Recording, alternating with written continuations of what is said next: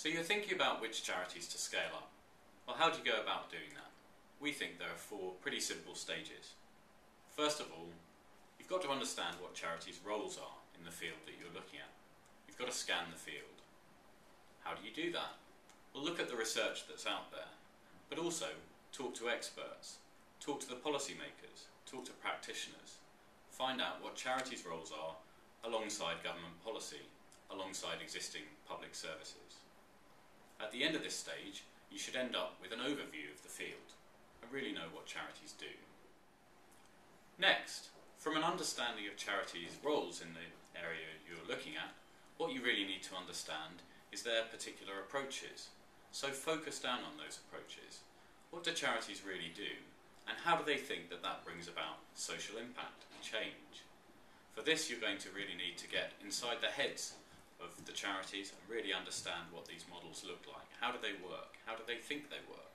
Look at all the documentation and research that's out there, but really talk to the practitioners, talk to the charities, and find out how they think that their approaches work. At the end of this stage, you'll end up with a shortlist of approaches that you might want to investigate further. So from a short list of charities, what do you need to do next? Well, now you need evidence of their social impact to really find out what works. Where's this evidence going to come from? Sometimes there will be research available. Sometimes charities will have evaluations they won't necessarily have published. Sometimes they'll have data, but they won't yet have analysed it. So it's likely you're going to have to do some work here to really dig into the data and find out what really does work, and end up with a short list of proven approaches that you want to take to the next level. So finally, from a short list of proven approaches, the next stage is to gather the cost and benefit data that really show that they also provide value for money when we scale them up.